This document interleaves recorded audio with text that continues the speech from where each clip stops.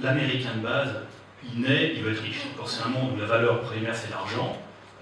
On est heureux si on a de l'argent. L'argent permet de faire beaucoup de choses, c'est l'idéal.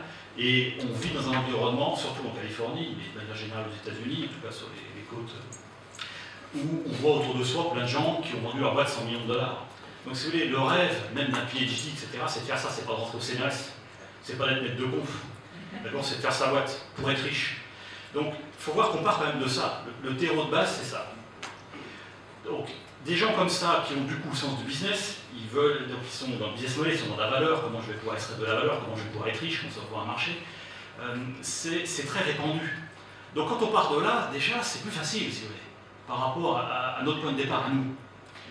C'est là qu'est le plus grand gap. Une fois que vous avez ça, vous avez des grandes universités. Donc après, on parle, ils ont des moyens financiers, ils ont une capacité d'attraction, des meilleurs, mais dans les universités, les profs, les étudiants, ils pensent à faire leur boîte. Donc c'est plus facile aussi de créer des ponts entre ces universités-là et le monde économique. Ensuite, oui, puisque c'est un terreau fertile, vous avez beaucoup plus de financement. Et comme les gens ont vendu leur boîte et ont gagné des centaines de millions de dollars, bah, au bout d'un moment, ce qu'ils font, ils ont trop d'argent, ils vont le réinvestir dans des nouvelles boîtes. Donc les gens qui ont fait fortune, ils restent sur place et ils rensemencent le machin. Donc effectivement, il y a un système vertueux énorme qui se met en place,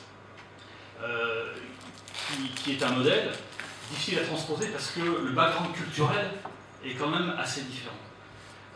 Donc moi j'aurais tendance à dire, partons de ce que l'on est. Nous on a des capacités de gestion de la complexité, de la diversité, qui sont peut-être supérieures à ce que font les Américains. On pourrait considérer, en prenant vraiment de recul, en oubliant nos problèmes de taxes et beaucoup de choses dans notre système culturel, que la France peut être la Californie d'Europe. À certains égards, on a des choses.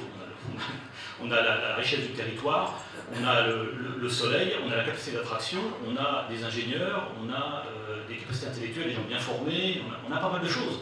Mais bon, tout ce que j'ai évoqué, ces trous dans l'écosystème, ils sont majeurs aussi. Donc essayons de traiter ce genre de choses-là, et je pense que l'argent viendra. Je ne pense pas qu'aujourd'hui, c'est le problème numéro un.